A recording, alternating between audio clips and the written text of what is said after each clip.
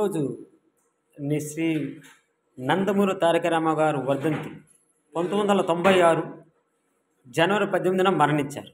దాని సందర్భంగా ఈరోజు అనేక కార్యక్రమాలు చేపడతాం. నిజంగా ఆయన ఇండస్ట్రీకి ఒక హీరోగా చేస్తూ భారతదేశాన్ని ఏలవలసిన సమయంలో ఆయన మరణించారు.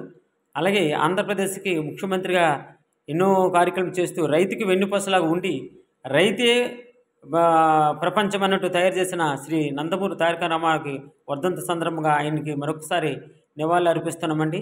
నిజంగా ఆయన దేవుడిలో రాముడు ఆయనే, కృష్ణుడు ఆయనే, భీష్ముడు ఆయనే, రావణాసురుడు ఆయనే, కృష్ణుడు ఆయనే, ఈశ్వరుడు ఆయనే, అన్ని రకాలుగా పాత్రలు పోషించి ఒక నిర్దిష్టమైన ఈ ఇండస్ట్రీకి ఈరోజు ఫిల్మ్ ఇండస్ట్రీ ఈరోజు ఇలాగ ఉన్నదంటే కారణము శ్రీ నందమూరి తారక రామారావుని మరొకసారి చెప్పవచ్చు. ఈ యొక్క ఇండస్ట్రీ నిజంగా నిలబెట్టింది శ్రీ నందమూరి తారక రామారావు అండి, మాజీ ముఖ్యమంత్రి అని చెప్పొచ్చు.